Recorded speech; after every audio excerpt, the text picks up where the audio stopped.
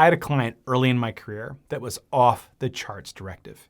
He had a hard time not speaking his voice, not speaking his mind, not taking control.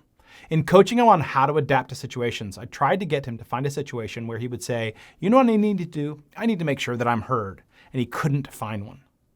If you fall on either end of the spectrum, either often directive or seldom directive, it's easy to figure out how to adapt. You really only have one way to go, the opposite direction. Just as my client didn't need to think about ways to be more direct, someone on the other end of the spectrum rarely needs to think about how to be less controlling. Here are some tricks that can help you, no matter where you fall on the spectrum, that can help you be more effective. Regardless of where you fall, the first question should always be, should I adapt or should I stick to my strengths and natural inclinations? If you're highly directive and you're running a team that is brand new, doesn't have the expertise yet, and needs a lot of guidance, staying within your directive instincts is probably the way to go.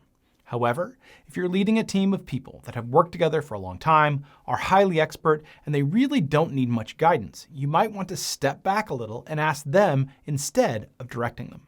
Not being directive when you need to be directive can have significant negative impacts on your career, your team, and your organization. But so can being directive when it's not warranted, needed, or wanted.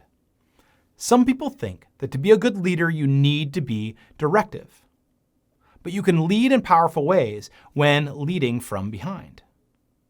I had a manager that called it giving you enough rope. She would give me some basic guidance, then let me figure out a lot on my own. When I had trouble, I would come back to her and she would guide me through the solution. She wouldn't direct me to the solution, but instead ask questions so that I discovered it myself. Managing in this way can build a stronger team that has high self-efficacy.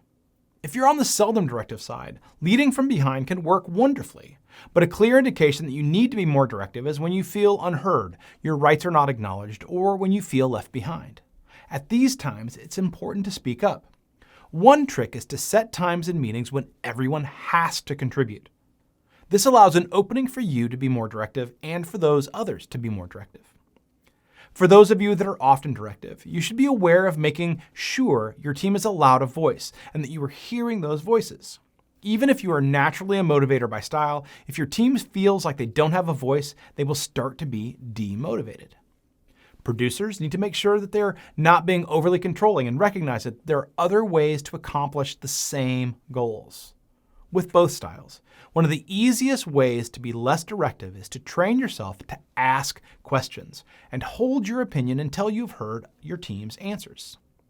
An organization cannot find success without some direction, but making sure that individuals and teams have some autonomy will allow those successes to be a true team effort. And that's what you should be striving for as a leader.